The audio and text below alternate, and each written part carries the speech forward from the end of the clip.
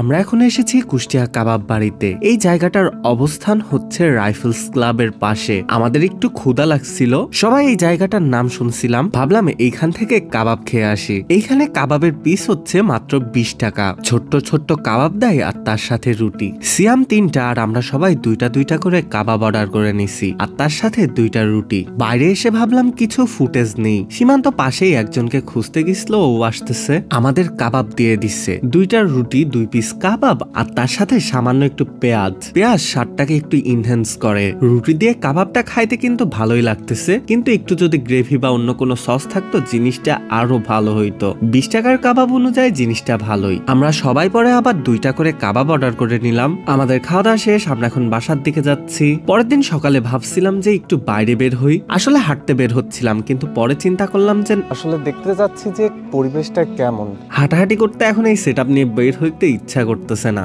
রাস্তায় যেয়ে দেখলাম আমাদের বাসার পাশে একটা কুকুর 6টা বাচ্চাকে একসাথে দুধ খাওয়াচ্ছে। তারপরে বিকাল আম্মু আমাকে খাওয়াই দিচ্ছে। সীমান্ত কুষ্টিয়া গেছে, অভিকার ইপ্তিও কুষ্টিয়া যাবে, ওদের সাথে আমি বের হইলাম কুষ্টিয়া যাওয়ার জন্য। যে রেলে আটকা পড়ছিলাম, কুষ্টিয়া যেয়ে সীমান্তর সাথে দেখা হয়ে গেছে। আমরা একটু মিনা বাজারে ঢুকছি। তারপরে এলাকায় আসার পরে সীমান্ত প্যারাডাইসের মিষ্টি আনছে পাবনা থেকে। পাবনার প্যারাডাইস সুইটস কিন্তু অনেক ফেমাস। এর এই রসগোল্লা না খাইলে বিশ্বাস করতে পারবেন না এটা কত টেস্ট। আমরা মিষ্টি খাওয়ার পরে একদম রাতে খাওয়ার আগে রংধনুতে গেছিলাম। রংধনু রেস্টুরেন্টে যাই সিয়াম মুগলাই অর্ডার দিয়েছে, আমরা একটা মুগলাই খাইছি। মুগলাই খাওয়ার পরে দেখলাম এখানে কুকুরের সে একটা ছোট্ট পাপি, ও পায়ের কাছে এসে সে সুন্দর করে ঘোরাফেরা করতেছে। যাই হোক, আমার আজকের ভিডিও পর্যন্তই, দেখা হবে পরের কোনো ভিডিওতে। টাটা, আল্লাহ হাফেজ।